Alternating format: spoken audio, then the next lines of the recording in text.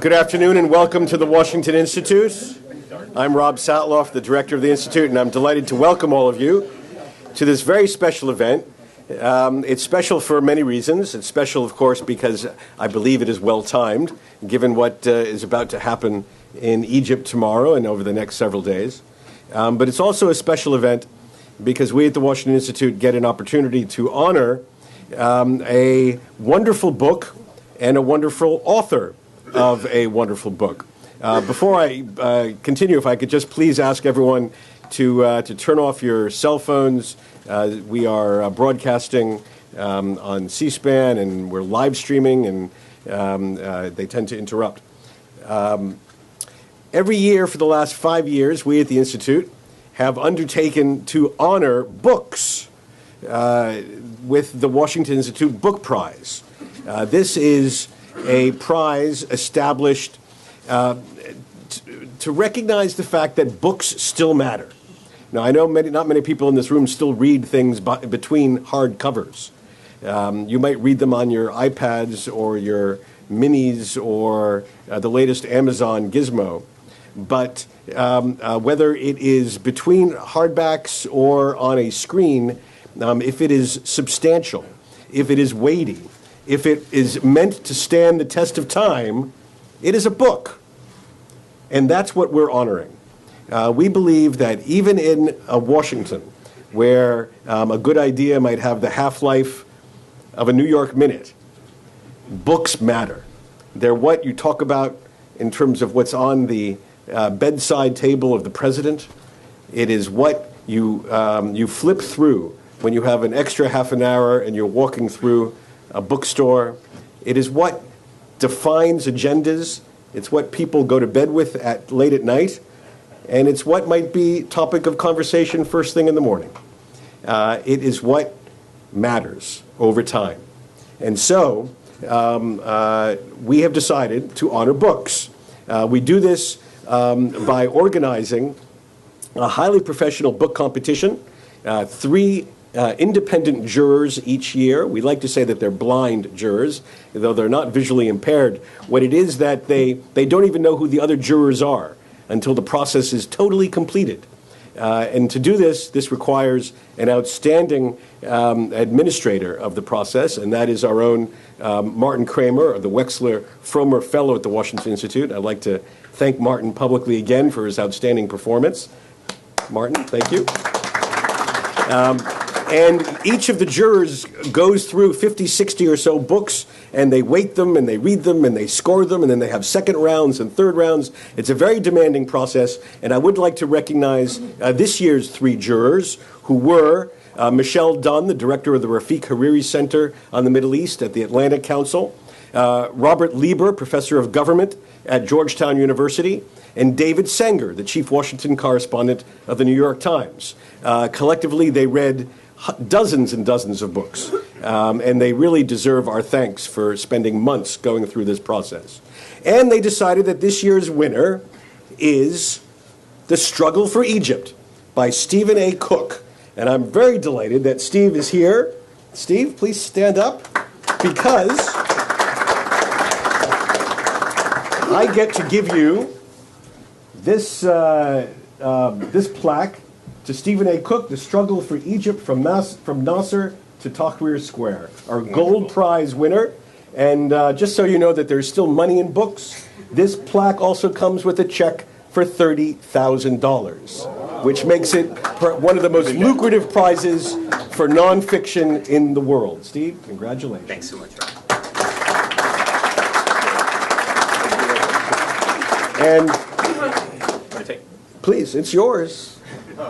And we're announcing this at today's event because this gives me an opportunity to introduce Steve as the first of our 3 panelists on our event today on Egypt, on the brink again, continuing what is now nearly 2 years of Egyptian political turmoil, with the first round of tomorrow's referendum, the first round of the referendum being tomorrow, following a truly roller coaster series of events over the last several weeks. It's difficult to pinpoint exactly where this series of events began, but I think November 22nd is as reasonable a date as any. The date of the constitutional declaration by President Morsi that began the latest round of the topsy-turvy events in Cairo. Today we have a panel that will explore what really is going on in Egypt, looking at the political competition within Egyptian society, what is likely to be the outcome not just of the referendum, but the next step and the next several steps in this ongoing saga of the Egyptian political transition, looking more deeply inside the Muslim Brotherhood, and looking at this in the regional perspective in terms of Egypt, Israel, and the aftermath of the Gaza conflict, which may seem like it was light years ago, but it was only 3 weeks ago. Good afternoon. It is a tremendous pleasure to be back at the Washington Institute. I find myself, even though I've been at CFR for about 8 years now, I find myself a little nervous. I feel like I'm performing for my first grade teacher again. But it's a great pleasure. This is where, as Rob pointed out, my career began. And also, for those of you who know me, but Rob certainly knows this is where my family began. I'm sure that many in Washington know that Rob Satloff, they know Rob as a deft analyst of the Middle East, an extraordinarily creative executive director of this august organization, but not as many know that Rob is a pretty darn good matchmaker. Back in 1995-96, I was a SORA fellow, as Rob mentioned, and I married one of the research associates who was there during that same year as well, and we've been happy ever since. And in fact, I think there's 5 or 6 Washington Institute couples, and defying the odds, none have resulted in divorce. So you've done an excellent, excellent job. They call me the Sung Young Moon. I was trying to figure out what the other word is for shidduch, but I decided not to do that. Anyway, for those reasons, both the beginning of my career as well as my family, I'm forever indebted to Rob and this organization. It's also wonderful to have been awarded this terrific, the gold medal.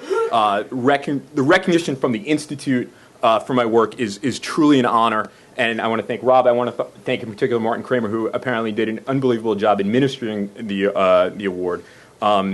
And before I get into my remarks, I just want to recognize both Eric Trager and Ambassador Shalom Cohen. Eric is a fellow Penn guy.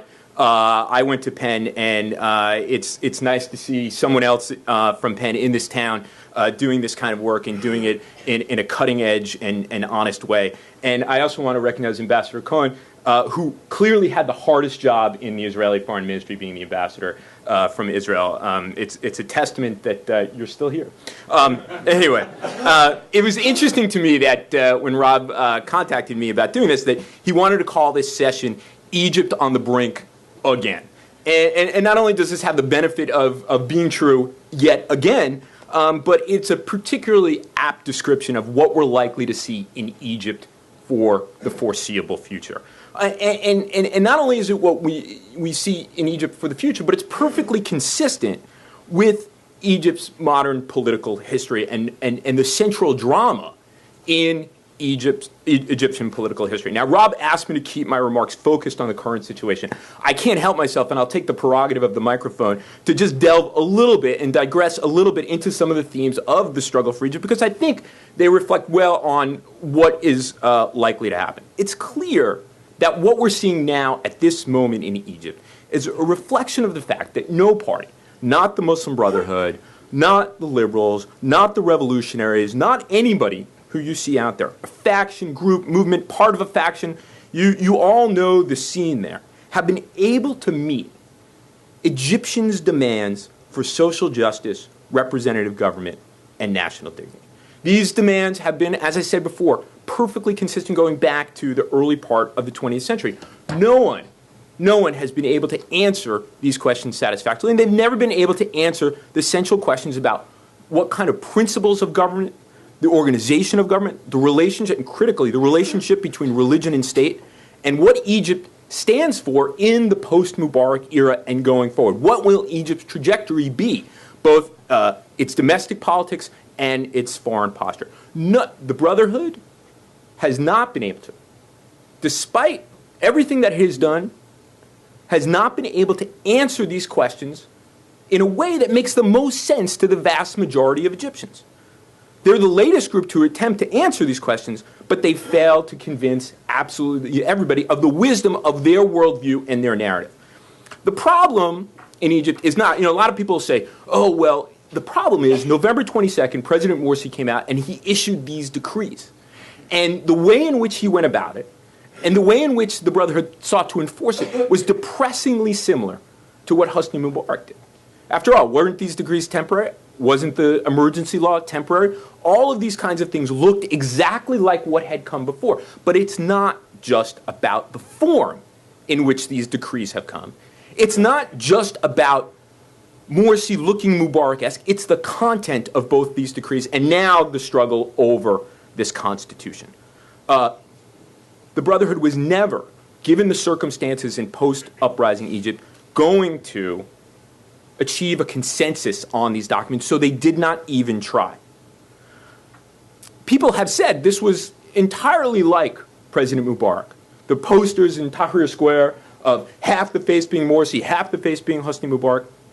It's one way of putting it, but I don't think it completely captures the way in which the Muslim Brotherhood and their cadres view the world. They see themselves as a vanguard who knows what's best for this country.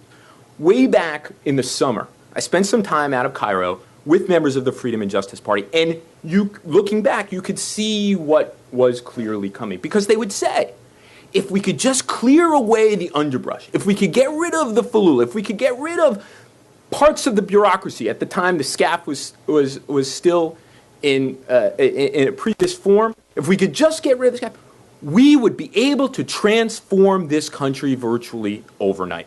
And that's precisely what they tried to do on November 22nd. They thought that they were being revolutionary.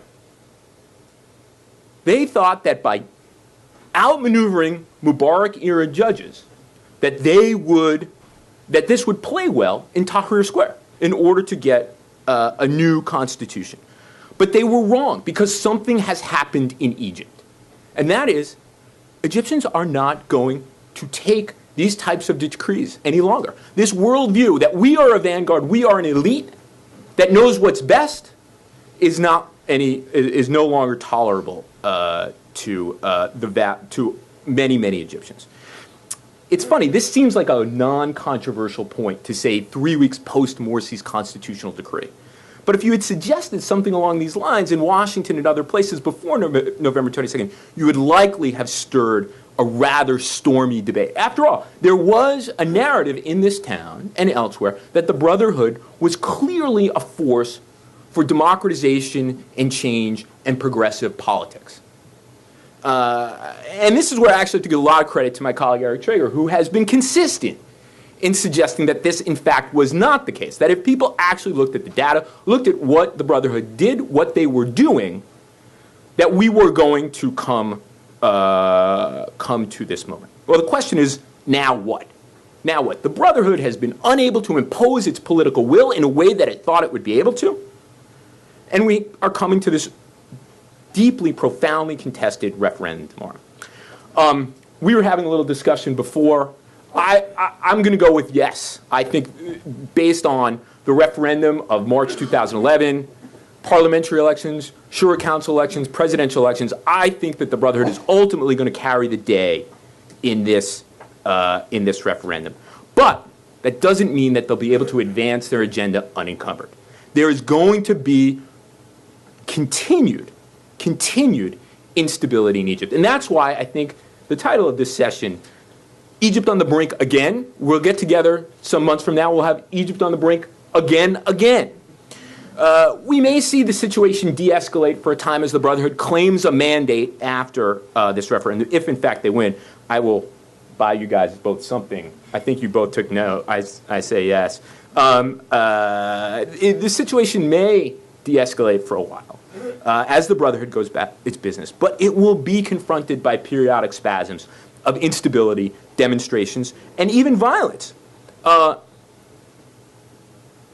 content of this Constitution is such that combining with a genuine grassroots level opposition movement that has learned the power of demonstration in the street, you're likely to see, as the Brotherhood seeks to implement this program, continuation of what we've been seeing over the course of the last 3 weeks, which is going to make Egypt a very, very difficult place to govern, and it's going to make Egypt a very difficult place for the United States to engage with.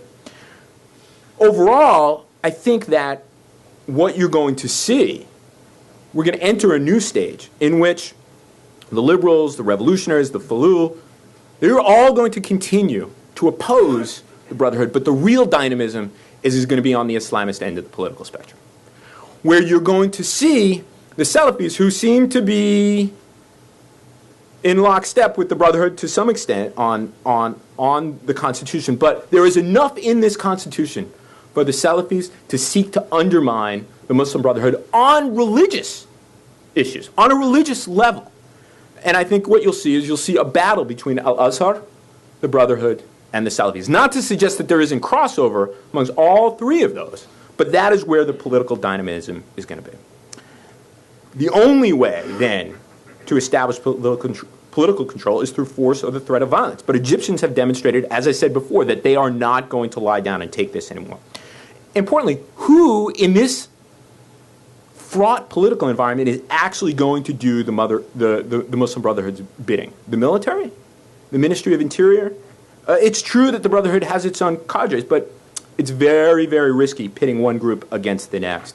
I don't think that the military has a real interest in getting involved until there is a serious threat to social cohesion. If you look at the Constitution, the Silmi Principles, which kicked off a week of horrific demonstrations and violence in November 2011, have been incorporated into the Constitution. The military has gotten essentially what it wanted. On August 12th, when Morsi was able to move out Field Marshal Tantawi and Sami Anan, it was because he guaranteed the new commanders, he guaranteed them promotion, immunity, and importantly, relieve them of the burden of having to govern Egypt on a day-to-day basis. So I don't think the military comes into the streets unless there is a real threat of violence in a way that threatens Egypt. The Ministry of Interior can play it any way it would like.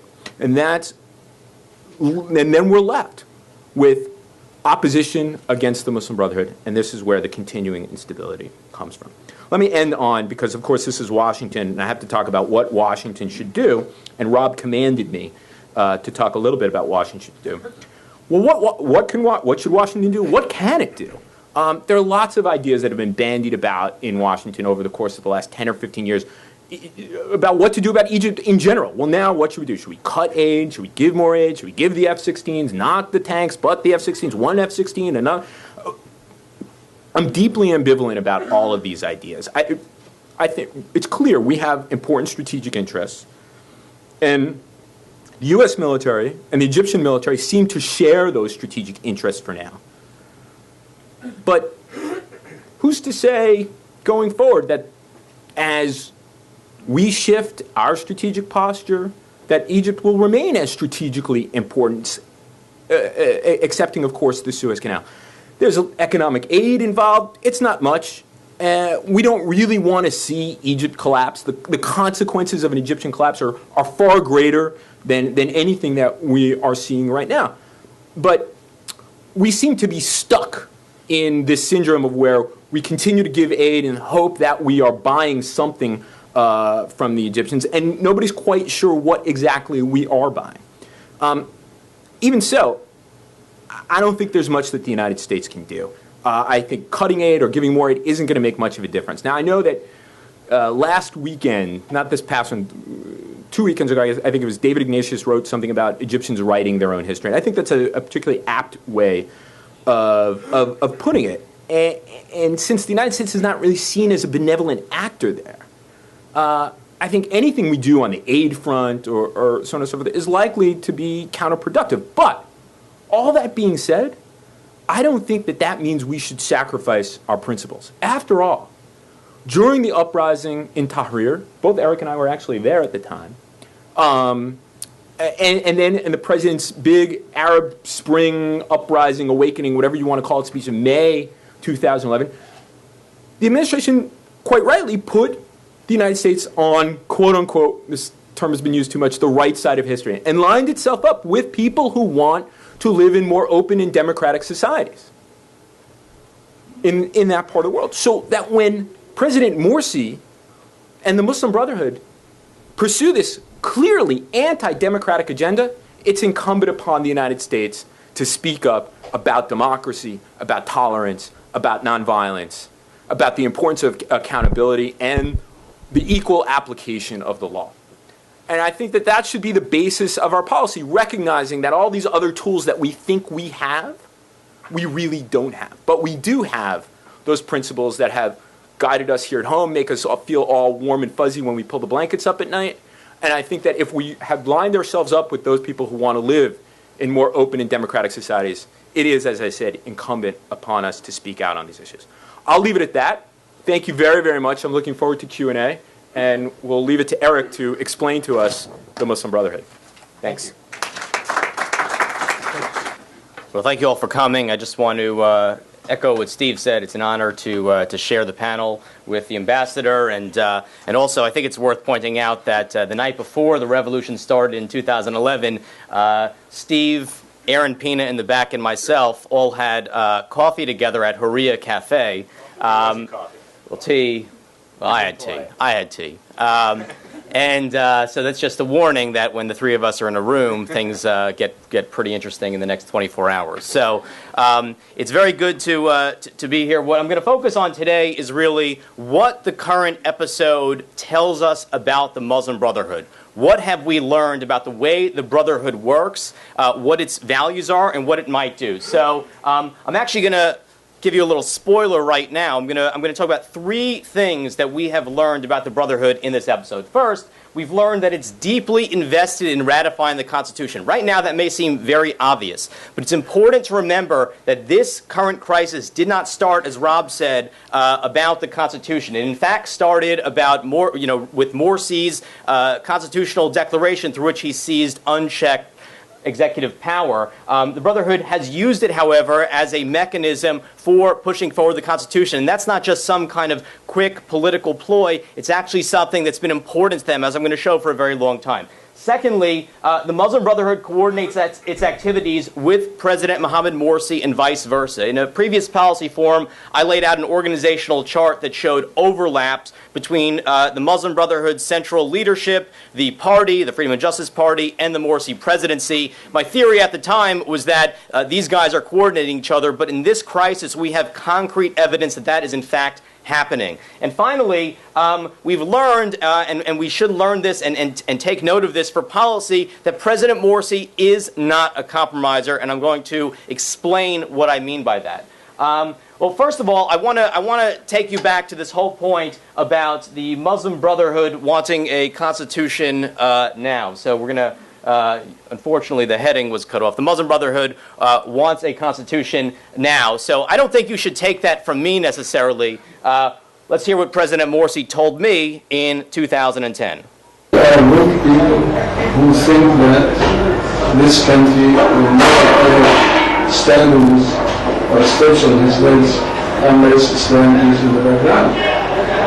So that's what we are trying to implement in the society, not for governing by ourselves. No, this is not our goal, but our goal is the country be governed by Islamic principles.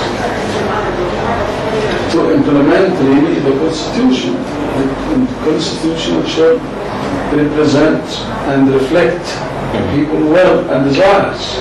That's freedom. So it's very important to focus in on a certain aspect of this. For him, the Constitution is not only a mechanism to implement the Sharia, But notice he sees it as a mechanism for freedom. I think it's important to emphasize that the Brotherhood's view of freedom is not our view of freedom. For us, freedom has as a part of it the freedom to do whatever you want religiously. For the Brotherhood, freedom is the freedom to have an Islamic state. And in fact, an environment in which there is not an Islamic state hinges and is against their freedom. They view any kind of non-Islamic system as an imposition. So what he's saying is that we have to be free by having an Islamic constitution. Not only that, and this kind of hits on what Steve was saying, look what he says. The Constitution should represent and reflect the people's will. The Brotherhood believes that Egyptians are very religious, that there's this groundswell for an Islamic state. I won't comment on whether they're right or wrong. The truth is we don't have fantastic data on exactly what Egyptians want, but this is really propelling a lot of what they do, the belief that this is what Egyptians want, in this case a constitution that implements Islamic principles. Now, this actually goes back historically. In 1938, at what was the 5th Muslim Brotherhood conference, Hassan al-Banna, the Brotherhood's founder, spoke of a constitution, and he viewed the constitution as maintaining personal freedom in every way, which again is all within this Islamic framework. He talked about limits on the ruler's authority, but also spoke of the constitution as a mechanism for, quote, implementing fully the teaching of Islam and its system and its rules in the form of governance.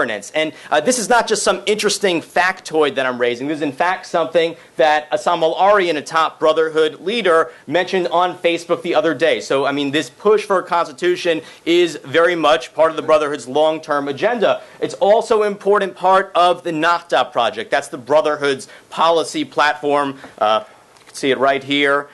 So they talk in the Nahda project about the state should be a constitutional nation, not a military state, but the rulers are voting citizens and the Ummah is the source of power. Gets back to this idea that they view a constitution as not only a way to implement Sharia principles, but as something that there's a groundswell for. So it's not just about implementing Islamic principles, which the Brotherhood, frankly, has never really defined, because they've been more focused on pursuing power than on any kind of specific ideological project. It's also about legitimating the Brotherhood's governance program, legitimating their claim to power. The Brotherhood is a majoritarian organization, which means that if they get 50 plus 1, they view themselves as having legitimacy to whatever comes next. And what's been so interesting to me, it's a little bit blurry here, I had to scan in on it, is that the key slogan for the Brotherhood during this push for the Constitution has been al-Sharia wal-Sharia. I'm not going to inflect the ayin appropriately, but they're talking about two different kinds of Sharia, one of which is legitimacy, in other words, the type of political legitimacy that elections and that a past referendum would give them, and the Sharia, namely Islamic law. Despite the fact that they may win a referendum, and again, I'm not sure, I could see reasons why they probably will, but also a couple of reasons why they might not, it won't convince the masses. I mean, a constitution is not supposed to be a 50 plus 1 document. It's supposed to be a broadly consensual document in which both the winners and the losers agree to the rules of the game. And without that kind of consensus, the losers may try to continue politics through other means, which is why I think we all pretty much expect that even a past referendum won't solve Egypt's instability. And the Brotherhood, of course, won't care that the public, that at least a critical mass of the organized, politically organized public will reject it, and that's something that we've seen very, very clearly these last couple of weeks. All right. Secondly, the Muslim Brotherhood and President Morsi coordinate. Actually, before I get to that, I should say that this is something that we see actually in Morsi's personal political biography. Morsi, from 2000 to 2005, was a member of parliament, and he was also the chairman of the Muslim Brotherhood's parliamentary bloc.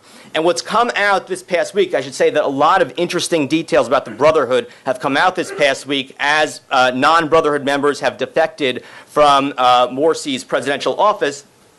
What's come out this week is that when Morsi was in parliament, if he got some kind of petition to President Mubarak, he would pocket it and then not sign off on it until he had consulted with all of the other Muslim brothers in parliament. This is not a man who's used to acting alone. This is a man who coordinates with his broader organization. But let's go to the current situation in which he's president. I've been saying a long time that there were clear personnel overlaps between the Brotherhood Guidance Office and Morsi's presidential advisory team. Well, 2 weeks ago, I was on the air with a Brotherhood leader named Gihad al-Haddad, and he actually told me that I was right. Relationship between one of the main and major groups that supported him and his presidential office is through 2 appointed advisors to his 16-strong advisor staff. It's an institutionalized relationship through 2 members of the Freedom and Justice Party's High Board, which are also members of the High Board of the Muslim Brotherhood. So let me just explain that. Basically, the presidential palace's advisory team has about 16 members. There's been a lot of attrition during this crisis, so it may well be down to somewhere between 7 and 10. We don't exactly know. And of course, you have the Brotherhood Guidance Office, unfortunately it's cut out down there, which has 20 members. And the overlap is in these 2 figures. Issam al-Haddad, who was in Washington, I believe a week and a half ago, meeting at the White House. Issam al-Haddad, who is really Morsi's top foreign policy advisor, and Mohi Hamed, who's much more of a behind-the-scenes player, but is nonetheless a member of the Guidance Office and of the Presidential Palace. All right, so how has this coordination worked? Well, first of all, they coordinate on things like the appointment of governors and state media. Again, this is a factoid that came out this week as former presidential advisors were defecting from Morsi's office.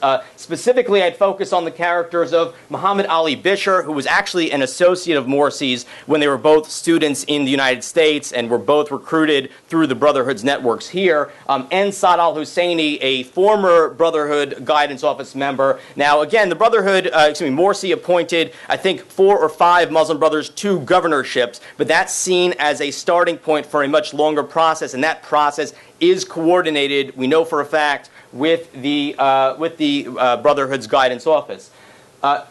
Also, according to a recently defected aide, Morsi runs speeches and policies every word by Khairat al-Shatter, and supposedly it's not Shatter calling Morsi, but it's Morsi calling Shatter. But the most important thing that they coordinate on, and the thing that is most pertinent to this crisis, is the Brotherhood's mobilization. So again, let me just kind of explain the Brotherhood structure. There's one important piece you have to understand always about the Muslim Brotherhood, which is that becoming a Muslim brother is not like checking off a box on a form at the DMV. All right? It is a 5 to 8 year process involving multiple stages of membership. And the whole purpose of this process is to vet Muslim brothers for their commitment to the cause and commitment to the Brotherhood's ideological principles. If you do not satisfy 4 different types of exams at each level, you are weeded out of the organization. So this is an organization of deeply committed members who ultimately serve as foot soldiers for the structure that I'm about to lay out. At the top of that structure, you have the Guidance Office. It's the executive body of the organization, comprised of 20 members or so. It is advised by the Shura Committee, which has about 120 members. It's effectively the legislative body of the Muslim Brotherhood. So the Shura Committee will discuss and vote on decisions that are then executed by the Guidance Office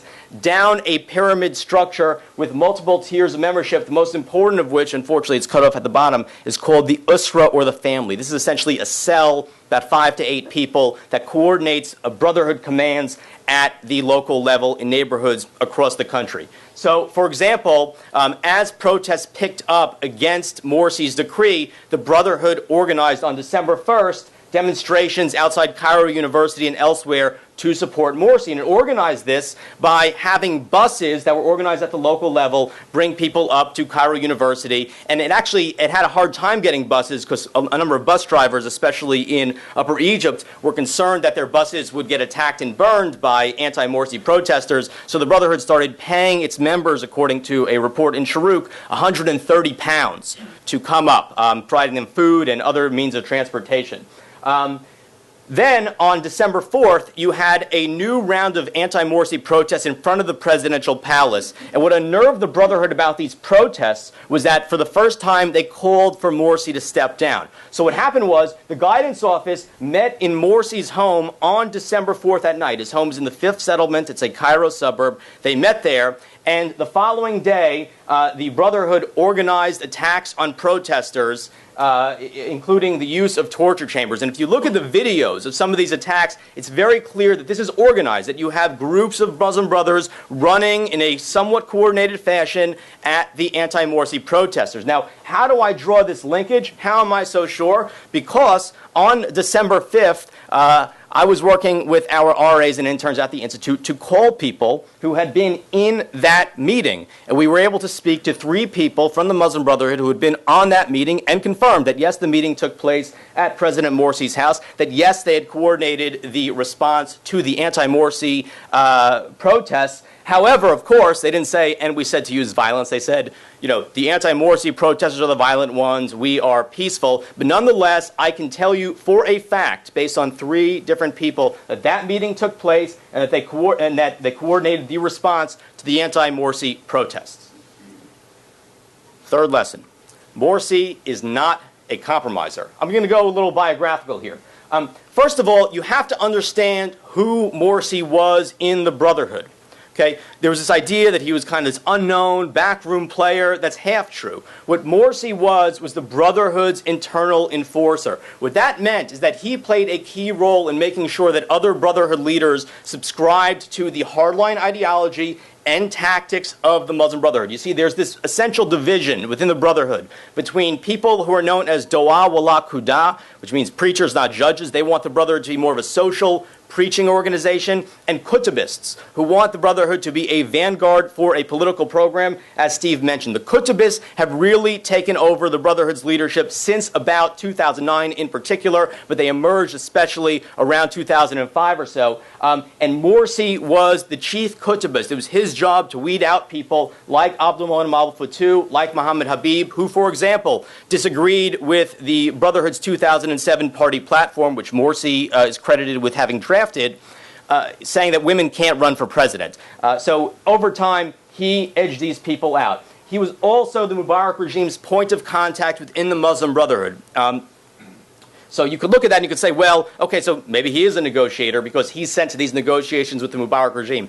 Wrong. In fact, the reason why the Brotherhood chose him was because they trusted that he would toe the organization's line in these very difficult discussions with the regime. Not only that, the regime, and this is really coming from my interviews with top Brotherhood leaders, the regime wanted to talk to Morsi because they viewed him as an authentic representation of what the Brotherhood was thinking and doing at a specific moment. Anyway, this is a hardliner, not someone who compromises. And finally, Morsi believes that the Muslim Brotherhood's mobilizing prowess practically guarantees it victory. Now, no, I'm not in his head. I didn't ask him this. But the reason that I get that is because, frankly, the only interesting thing that came out of Time Magazine's interview with Morsi was that Morsi was the guidance office leader during last year's revolution who was directing Qadra's movements in the square. He was the one telling people where to go and what to do from the guidance office. Now, I've been in Brotherhood-dominated demonstrations, and I know that there is always one person in those demonstrations who is speaking regularly with the guidance office and then distributing memos, which I've seen,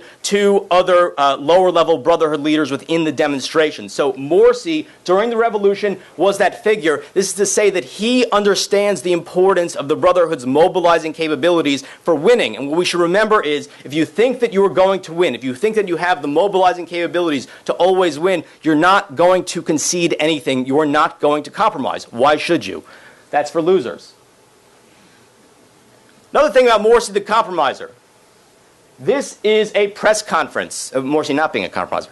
This is the press conference from June 22nd, 2012. I was actually at this press conference. This took place 2 days before Morsi was named Egypt's next president. This took place during a week in which the Brotherhood feared that the Supreme Council of the Armed Forces would deny Morsi a victory, and they were convinced that Morsi had rightfully won. So what the Brotherhood did was it assembled a broad coalition of opposition figures to support Morsi, some of whom are non-Islamists. You can see in this photo Wael Ghonaim, the Google guy, right there. Needless to say, a lot of these people feel like he sold them out. Most of these people who stood with him on this stage at the Fairmont Hotel in Nasser City have since emerged as major critics. For example, these guys. I'd actually ask you to focus in particular on Ahmed Maher. Ahmed Maher is the leader of the April 6th youth movement. He was on the stage during this event. He's unfortunately cut off by the photo, but I can tell you I saw him there. He strongly believed that Morsi was the key to advancing the revolution, especially because Morsi's opponent was Mubarak's former prime minister.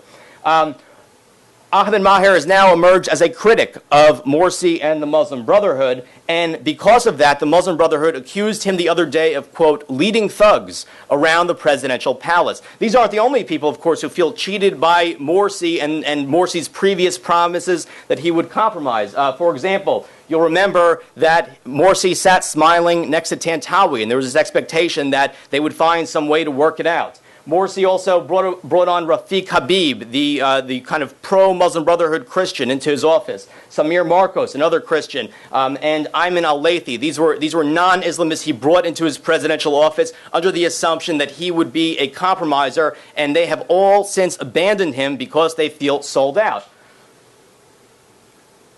The question is whether we're next, right? The administration is not pressing Morsi for a couple of reasons. The first of which is, say 3 reasons. The first of which is it sees no alternative to the Muslim Brotherhood, right? It does not see this opposition as coalescing, as cohesive in any kind of way. Muslim Brotherhood, no doubt, as I've shown today, cohesive. Secondly, they see Morsi and Obama as having a good rapport. And of course, that rapport was really built during the management of the Gaza crisis, where they spoke even late at night a number of times. They seem to be on the same page. There's ample reporting on this. And the idea from the administration is that our relationship with Morsi may be the best card that we have. But, first of all, it's important to remember that there's never an alternative to the ruling party until there's an alternative. I mean, that should be the lesson of the Arab Spring, that things that seem stable right now aren't really that stable. Secondly, it's important to remember that what the Brotherhood is doing right now is in fact making Egypt less stable, because if a constitution emerges, what you're going to have is a critical mass of the body politic that rejects it. So the idea that, well, the Brotherhood might be a little undemocratic, but at least they'll be stable, is clearly countered by today's events in Cairo. And finally, there's just the fact that Morsi and the Muslim Brotherhood right now are more focused on power consolidation and are really deferring foreign policy. So just to respond to the point that, look, Morsi was responsible during Gaza, that's kind of how the optics are from Washington. But from the optics in Cairo, what Morsi's supporters will point out is that, first of all, Morsi has entirely outsourced his Israeli-Palestinian policy to his intelligence. He has not met with Israelis. Not only that, he organized a ceasefire that left Hamas stronger. He let Khalid Meshal declare victory from downtown Cairo. He agreed to no new stipulations for Egypt as far as responsibilities in preventing weapons from getting to Gaza, right? I mean, 2 weeks ago, top front page story of the Sunday Washington Post was that tunnels had been dug from the minute had been redug from the minute the air campaign stopped. So I would press the administration to think twice that because Morsi is playing it calm now on foreign policy, he will always play it calm, because it simply neglects who he is. It neglects how fervently he and the Brotherhood push for things when they want it. And for that reason, it's important to try to push back on this now to the extent we can. Thanks for listening. Very good. Thank you, Rob, for your kind words and for hosting me here at the Institute for the last 3 months.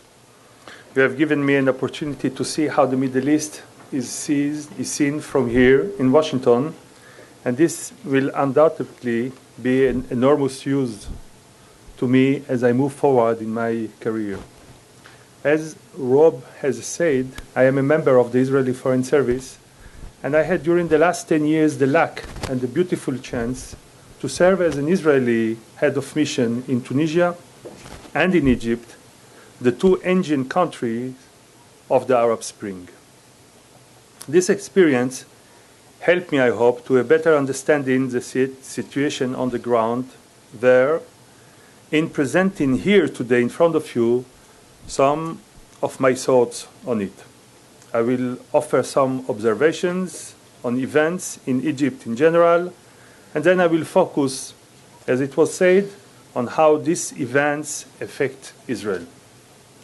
But before I start, let me share with you the fact that during my stay at the Washington Institute, being close to so many political analysts and researchers, really at the highest level, I know, as we just saw now, I was contaminated with the virus of what I call the virus of the free thinkers, that cause you to feel as you don't belong to any trend, philosophy of thoughts, or any organization. This virus, which, as still I'm a diplomat, I had to be cautioned to escape from, but without success. So thus let me say that to talk today, my talk today in front of you engage only me and does not represent any official view. Now let me start by saying that to me the Arab Spring did not begin 2 years ago in Tunisia, as we commonly believe, but in fact only a few weeks ago in Egypt. What happened in 2010 in Tunisia and Egypt was actually the first step of a long journey, a popular uprising that brought about the downfall of tyrannical regime in Tunisia, Egypt, Yemen, and Libya. But it was not an ideological quarrel or even over ideological ideas. What is taking place now in Egypt, and what we are starting to see in Tunisia as well, is a true political and ideological struggle within the state for the future character of the country. The protests in Egypt today are an expression of the essence of democracy, of the country, in which two political currents are struggling for predominance. In my opinion, this is the true expression of the Arab Spring.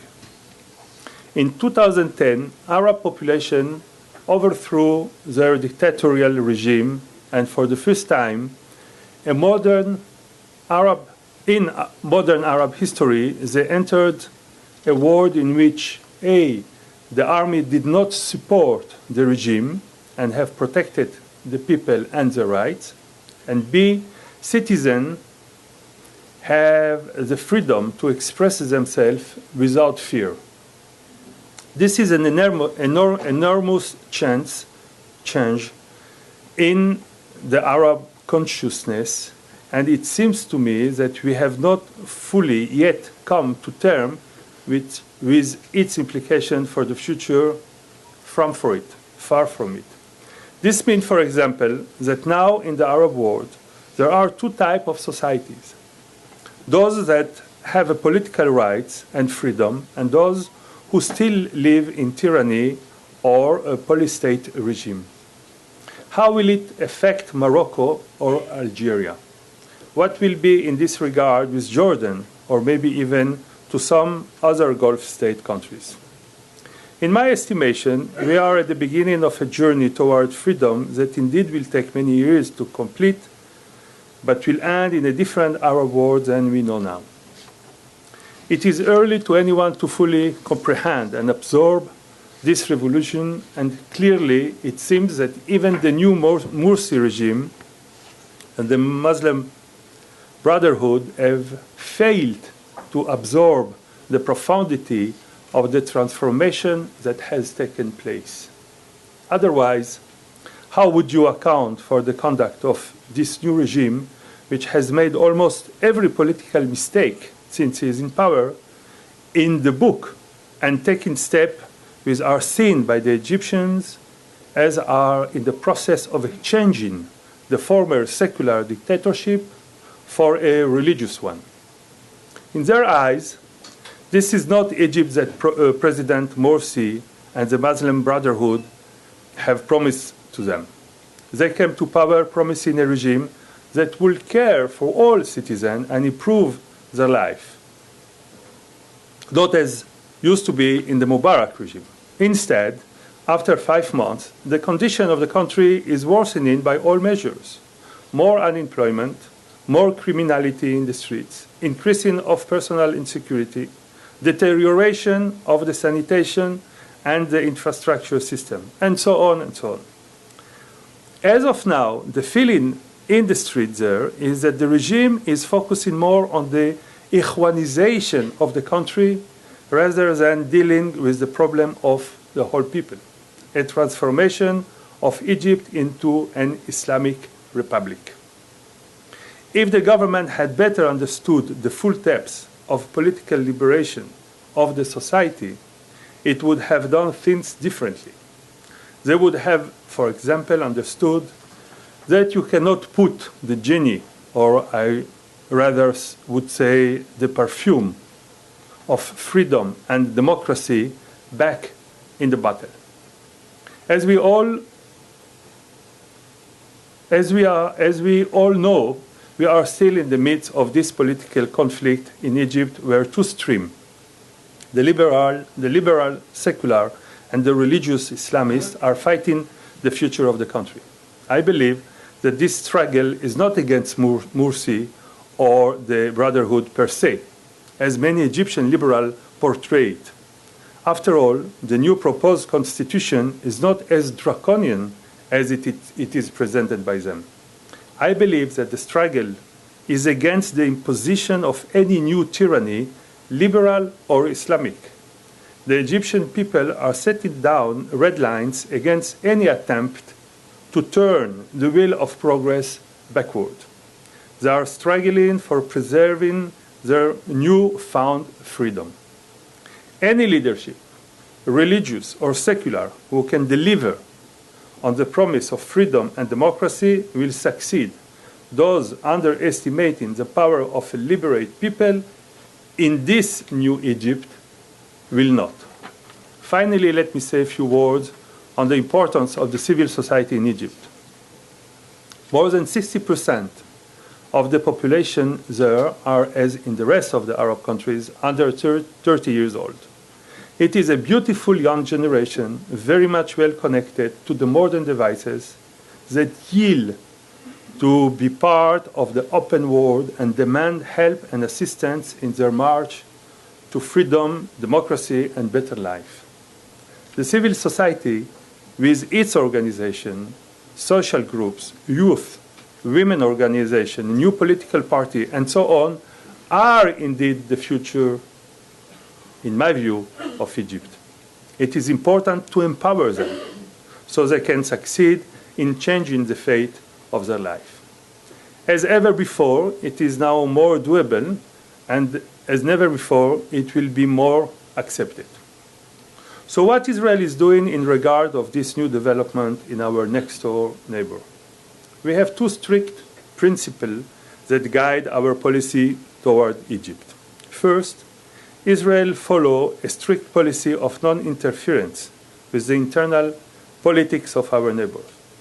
We abstain from making any public statement in the media and in international forums that may be seen as interfering in Egypt's political life. Second, we emphasize the importance of maintaining our peace treaty intact and without change. Israel wastes no opportunity to reiterate this position publicly and privately. Fortunately, relations between Israel and Egypt have not really suffered due to the change of regime. Dialogue and working relations among the foreign ministries, the defense ministries, and the intelligence services continuing to operate. Important issues to both sides, such as border security, counterterrorism, smuggling, and even some economic programs continue to be part of the bilateral dialogue. Unfortunately, the same cannot be said at the highest level of the government. Gone are the days, temporarily I hope, when the Egyptian president would pick up the phone to chat with his Israeli counterpart or even invite him for a lunch at his palace. Today, there is an absence of direct dialogue between the Egyptian president and his entourage and the leading figures in Israel regarding in both bilateral issues and the Israeli-Palestinian conflict.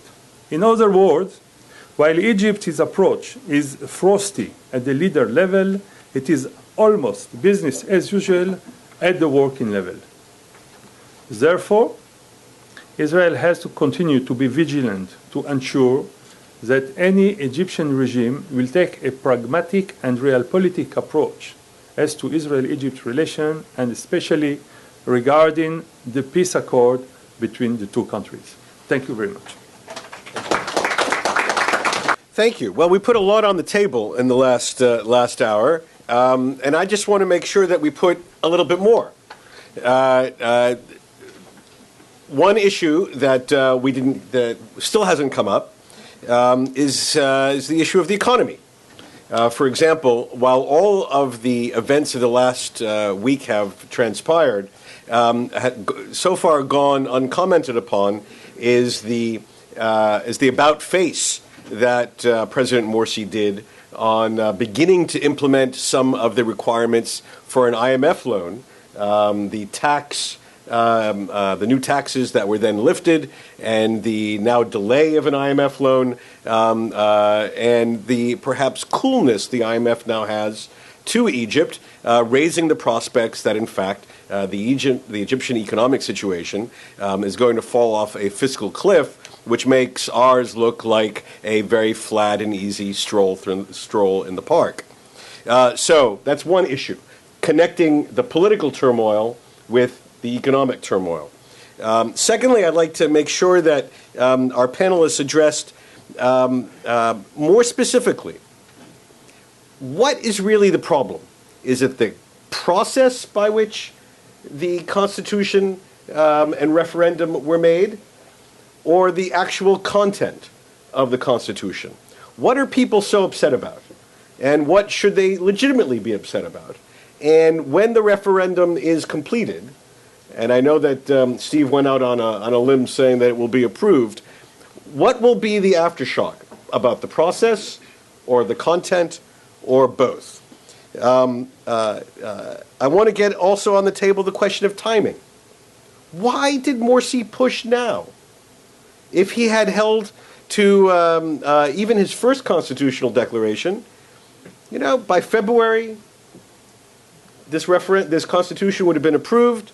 There wouldn't be this rush for a referendum, and you wouldn't have the crowds in the streets. Why push now for a speedy approval? And then before we close, we do have to once again return to the question of the United States. To what extent was our validation of Morsi on November 21st, including a New York Times article which praised the president as an engineer who solves problems, quoting President Obama. To what extent, if any, was this at least interpreted by Morsi as a green light of international approval for whatever he might decide to do domestically? And what lessons should we draw from that experience? So, economics, content and process, why now? And was the United States rolled by President Morsi? So, let's start with you, Mr. Cook.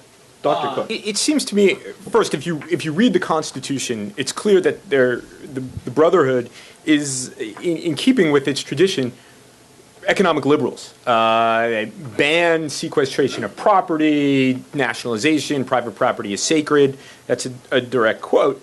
And one would think, given these ideas, that implementing an IMF program would be relatively unproblematic for the Brotherhood. except for the fact that there is politics around the IMF. This is, after all, after the January 25th uprising, a moment of national empowerment and dignity. And there is a relatively small but very vocal minority that is opposed to the IMF, that would rather eat dirt than submit to even the easiest of easy IMF programs. And Morsi's pulling back a bit from them is, at this critical moment, even for Morsi, even if they believe that they will win, which they do believe, is a way of demonstrating once again that Morsi is different from Mubarak, that he will not knuckle under international financial institutions, that, in fact, there is still a live narrative in Egypt that the neoliberal economic reforms that the IMF pushed on Mubarak with the support of successive U.S. administrations had impoverished the country. Even though the economic statistics, the macroeconomic statistics tell a different story, that is the revolutionary narrative that remains live. And I think that Morsi's current pulling back is a reflection of the fact that at this critical moment, he is in need of demonstrating some difference between him and Mubarak. What will happen when Egypt goes over the fiscal cliff? I find it hard to believe that Egypt, as important as it is, not as important as it once was, that anybody's going to really allow this leaky boat to sink. And I think that's what the Egyptians are banking on. Never mind the pun. I think that they understand that by hook or by crook, they will get along and that there will be money to be had for them. The second issue was, content and process. Clearly both. Clearly, process, to start with the decree of November 22nd, everybody got to look at it. Content as well. And the same thing with this Constitution. This Constitution has been subject to controversy. Remember, the Constituent Assembly people were resigning from it. And now the effort to ram it through this very quick shotgun referendum with, the regime says there's 10,000 judges that will observe. Others say a lot less. Whatever. The problem is both. Is this effort to ram this thing through, looks just like the previous era, and content-wise, in some ways, it looks worse than the previous era. Why now? It's funny that you say why now, because to me, they've just been itching to do this for a long time. Those conversations that I had when I was in Egypt over the summer, unfortunately, I haven't been back since for a variety of reasons, but it was clear to me that they were looking for opportunities to do it. And in sequence, they found them. In Sinai, in August, they found the opportunity to do away with Annan and Tantawi and the upper echelon of the military and the security services. Perhaps, I don't know what kind of signal. I'm obviously not in the room. Nobody asks me to listen in on the phone calls between the two presidents. I don't suspect that there was a nod, wink, wink here. I think that in essence, Morsi was on a roll. This sequence of events going back to August. He and the Brotherhood had been unpopular up until he got rid of Annan and Tantawi, and then he was off and running. So why not? He was being praised high and low in Washington by the editorial page of the New York Times, wherever, and Egypt clearly distinguished Egypt in this diplomatic process in Gaza against expectations. People had come back to Cairo, so it seemed to me that once again there was a tremendous opportunity. But this is something that they had been looking forward to doing for quite some time. I agree with a lot of what Steve said. I'll just raise 2 points. One of which, on the timing, it may be that the signals that we sent had something to do with that. The praise that Morsi was receiving in the aftermath of the Gaza ceasefire, and then the following morning releases this constitutional declaration that catalyzed the crisis that we're still talking about and dealing with. But I tend to look at politics in the Middle East as driven primarily by domestic factors, and I think it's important to note that Morsi and the Muslim Brotherhood expected that the Constituent Assembly, which of course the Muslim Brotherhood with the Salaf is dominated, was at risk to be disbanded by a court order. And what's so interesting to me about how they've dealt with this is that that's actually still the case, because of the way the referendum is being handled. So because a lot of judges refused to supervise this referendum, the Brotherhood called for holding the referendum on consecutive Saturdays so that they would have enough judges to distribute to enough polling places. Well, the problem with that is that under the law, the Constitution has to be ratified by referendum within 15 days. And when you add another week to voting, it extends that period illegally. So we could be here again in a month with this whole referendum having been illegalized once again by the process. So I think there was this domestic fear, this domestic consideration that the court would disband the Constituent Assembly, which was the primary reason for the decree in the first place. I mean, the second thing is that I don't actually see the Brotherhood as totally economically liberal. Actually, in the Nakta project, there's a real mix between certain pro-business, cutting the red tape types of language, but also some real kind of socialistic language about a big state, about guaranteed health care, about all these types of things. I mean, I think that tension also exists in the Constitution, which is a long document in part because of how many roles it gives to the state. And I think that tension, if the Brotherhood were to consolidate its power, is going to create real struggles for it, because on one hand, you have this reality of an organization that's provided social services for decades and bases its whole legitimacy on its ability to provide for the people, and yet on the other hand, it has a number of wealthy businessmen on its leadership who would like to see a pared down state. So I think that tension will remain even beyond this crisis. I want mainly focusing on the question why now, which for me it seems the most important. And it seems to me that the reason came from two main reasons. Actually, there are two ideas. The first one is that in politics, usually we say that what you don't do in the first 3 months in politics as a leader, you will not do after that. It will be impossible. So maybe this was the idea of the Brotherhood and Morsi within his regime to try to impose the new set of ideas on the population as soon as they can. They started almost from the beginning in working toward it, and we see that they are still trying very hard even nowadays. And the other things, the reason why now is, in my view, that they are just victims of the phenomena of doing the other or imposing, inflicting the other what they were victim of in their positions. Which means for me that did not, and I mentioned it in my talk, they did not really absorb the idea that there is a real changement within the society. There is a new generation. Those people now in force, in the leadership, they lived through the Mubarak regime. They know the system of Mubarak regime, how it would work, how the system works, how the police state, how the manipulation of the regime. But the new generation, those youngsters that are going the street, the liberal, the idea, the one who really knows the meaning of democracy, are not there with them. So they are trying to impose and act at the same ways, but they don't understand that the game is over. You cannot use the same tools and the same method anymore. This is, in my view, the main mistake. Otherwise, they could take much more time to relax and to see the future and to slowly to impose their way on the population. They did not do it because they did not really understand the major changement within the society. Eric Goldstein from Human Rights Watch.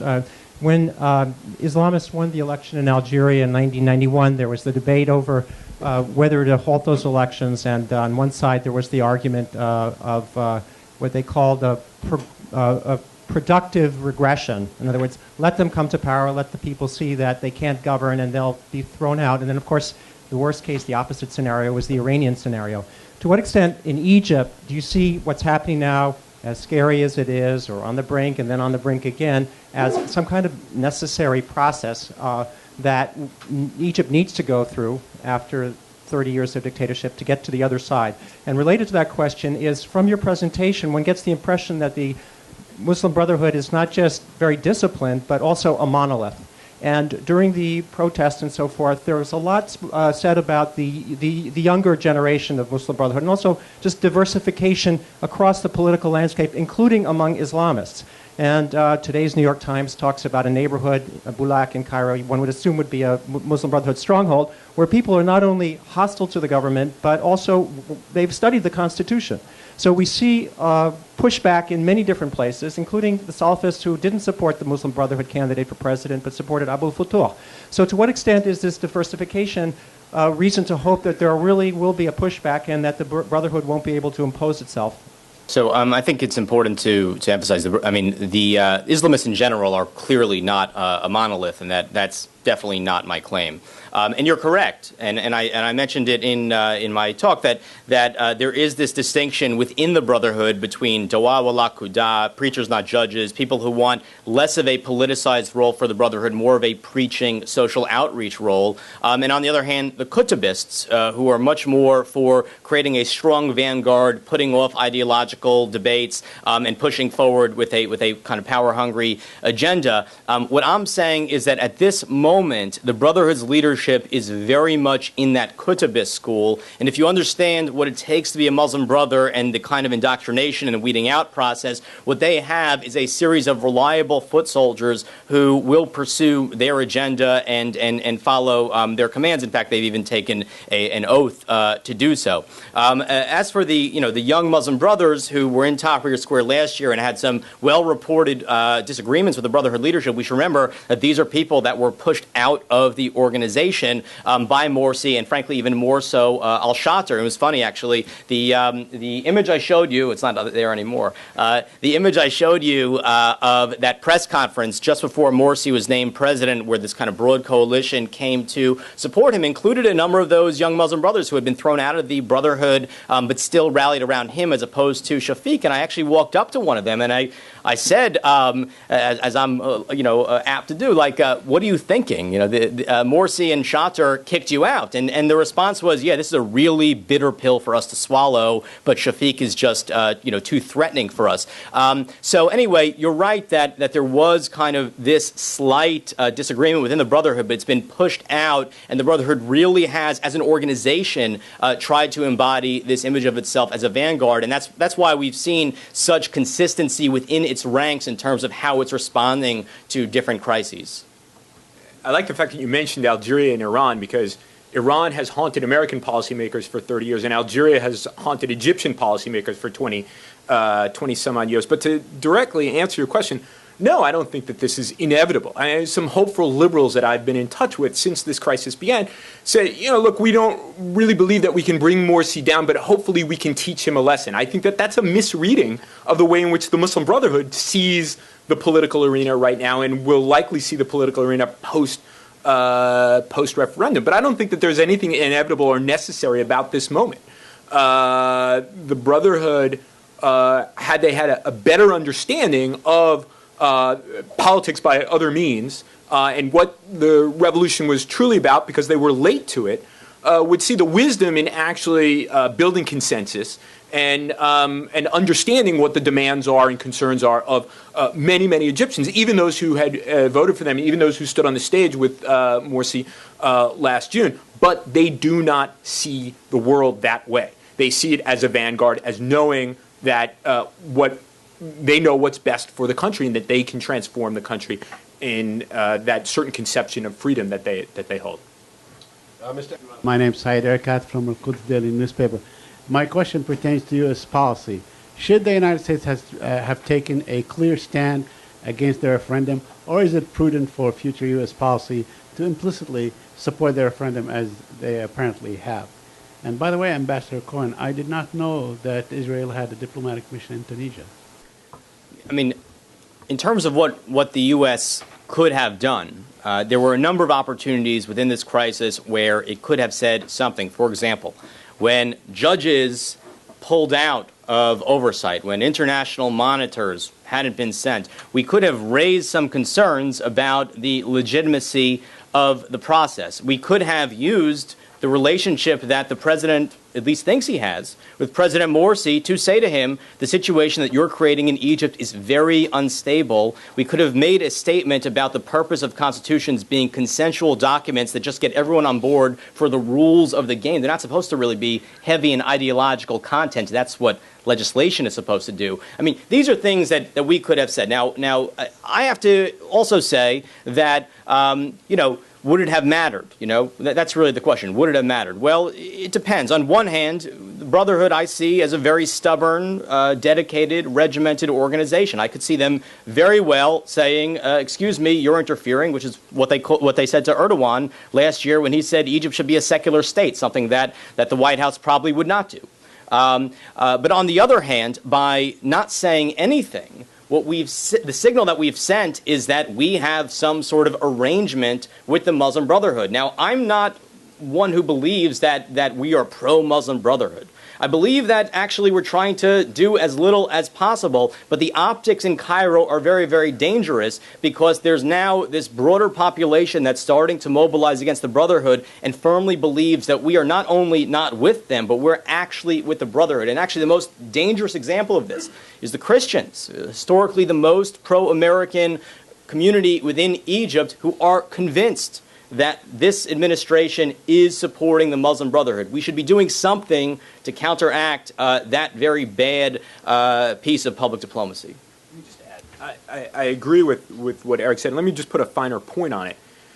The fact that we had nothing to say on November 22nd or November 23rd about this constitutional decree has now fed a narrative that, once again, we are trading stability for democracy, which is not a healthy thing because, once again, as I said in my presentation, it's not as if we are seen as a benevolent actor. And now it is seen, again, it's reinforcing the idea that these are just words and that if Morsi could just keep Gaza quiet, then he can virtually do anything in the domestic political arena, which I think is unfortunate for us to have to contend with now after the uprising. I think my own view is that the problem predates November 22nd. And there are lots of analytical and prescriptive errors I think we've made over the last year and a half in dealing with Egypt. I would say that I think that we were much too quick to lower the bar on what constitutes statesmanship in what President Morsi contributed to the Gaza resolution. I think when you look much more closely at, in fact, what role the various actors played, the contribution, while significant, was not nearly the level of statesmanship and farsightedness that he was recognized with. And I think that handcuffed us the day later. More generally, I think President Obama was absolutely right in January and February of 2011 to have praised the change underway in Egypt. And if the United States deserves credit for praising what the president called this hopeful moment to open Egypt to the prospect of universal rights, then we had a responsibility to follow through and to say whether, in general, whether that hopeful moment is being pursued and whether we can still support. Because, in fact, that is really what much of this is about. The Egyptians know whether or not they're going down a path, deserve to know whether they're going down a path that America can still support. And indeed, they deserve to know this sooner rather than later, rather than waking up one morning and finding that 535 people on Capitol Hill are going to say that they're on a path that America cannot support. So I believe that we should have been bolder, not getting down into the weeds about this or that article, but bolder in our statements in terms of the process and content of this constitutional development. Next question I have, yes, Hillary. Hi, I'm Hillary Krieger with the Jerusalem Post. This question is for Ambassador Cohen. You talked about, on the operational level, things being business as usual with the Egyptians, and I'm wondering if you could talk about the smuggling situation and the security situation in Sinai and whether that's also stayed as it has been. And secondly, whether you think that there's reason to believe that that will stay the same or that there could be a trickle down from the leadership's change in attitude to that operational level, so that you might also see the operational relationship with Israel eroding over time too. Okay, why don't we take a couple more questions as well? Dave Pollock on my left.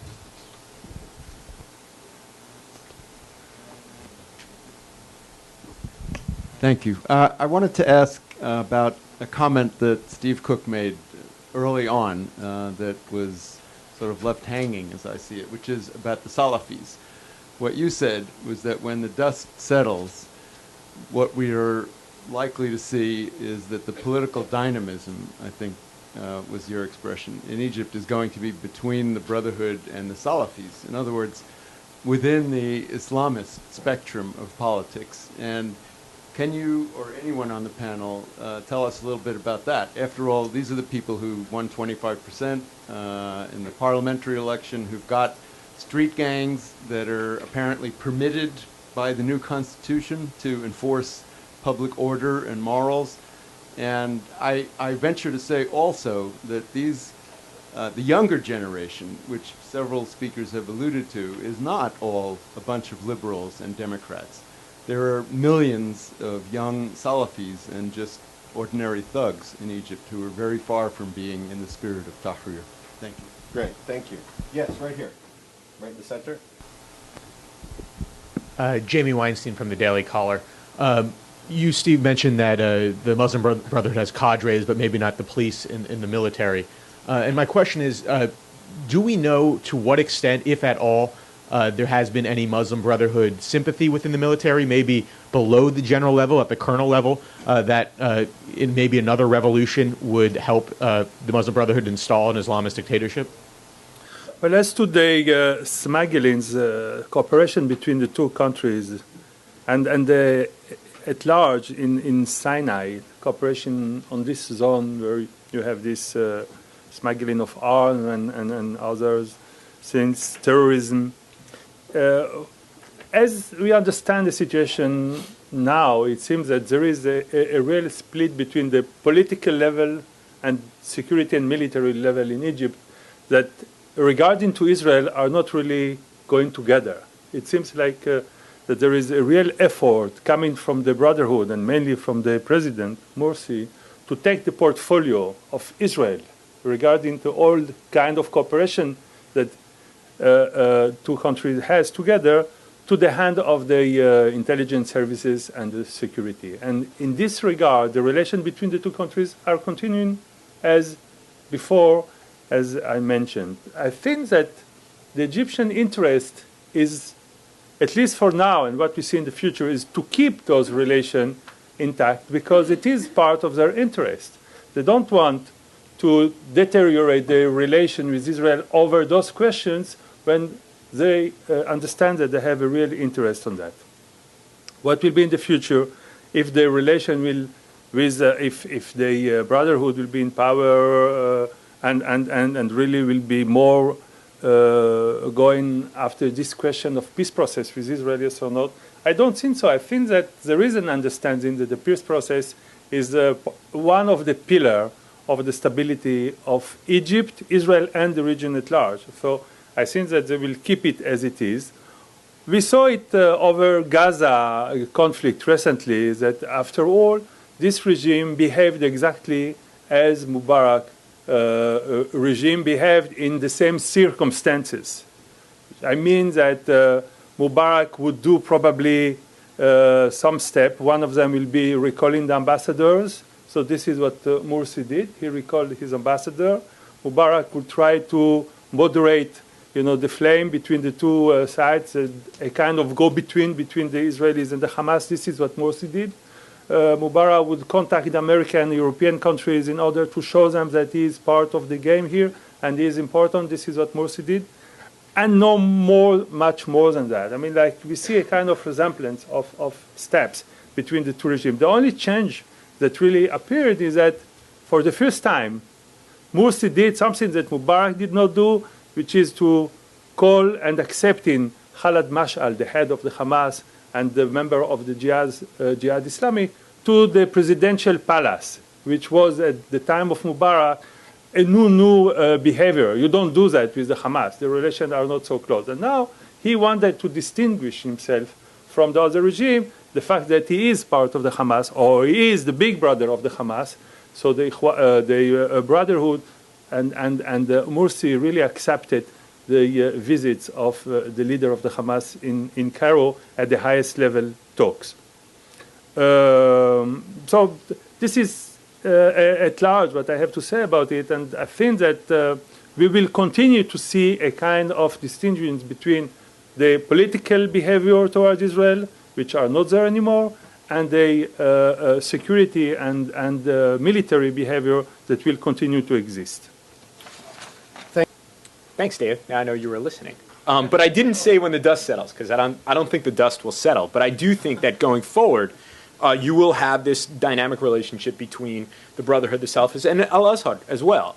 And I think the basis for that is both anecdotal as well as what is in the Constitution and what's happened over the course of the last year or so.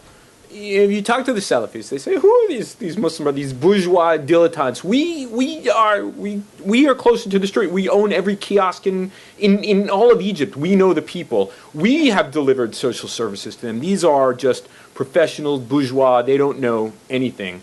And I think that there is a certain amount of Islamist street cred going on here that I think the Salafists want to one up the Brotherhood on.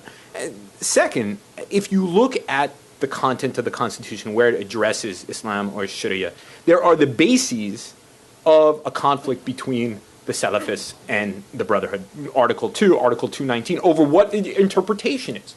And there is going to be this effort on the part of the Salafists to say, that's not in keeping with our understanding of it. And it is going to drive this conflict between the two. And above it all is Al-Azhar, which is wanting to reestablish its prestige. And you've already seen the Sheikh of Al-Azhar trying to kind of hit the sweet spot of the center of Egyptian politics here. And I think that, to the extent that the liberals can continue to not get together, that the revolutionaries are unable to transform the great promise of Tahrir into an actual political movement, that these groups, along with the Fulul, the remnant of the old regime, when it comes down to electoral politics, will split, despite that there is this coalition. I mean, that is the story of Egyptian politics historically, that you really will find the debates and contestation going on the Islamist end of the spectrum. Very quickly on the military and Islamists.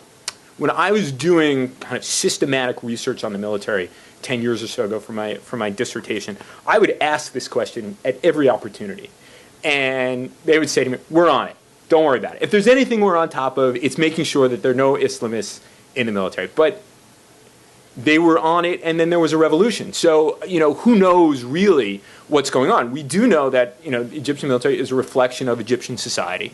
There are people who quite clearly sympathize with the Muslim Brotherhood throughout Egyptian society. They've sort of tried to deal with this over years by a discourse that included Islam in the military. The military is run in accordance with Islamist principles. We are an Islamic army. The whole justification for going and taking part in Operation Desert Shield, Desert Storm was an Islamic mission to protect the two holy places of Saudi Arabia.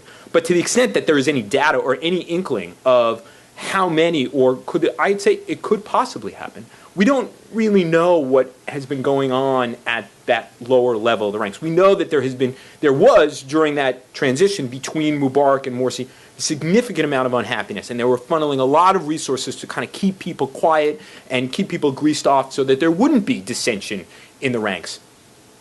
Do we know if it was a strategy by the Muslim Brotherhood to infiltrate the military? It has historically been a strategy on the part of the Muslim Brotherhood. From the very beginning, they've said, we need the military in order to advance our political agenda.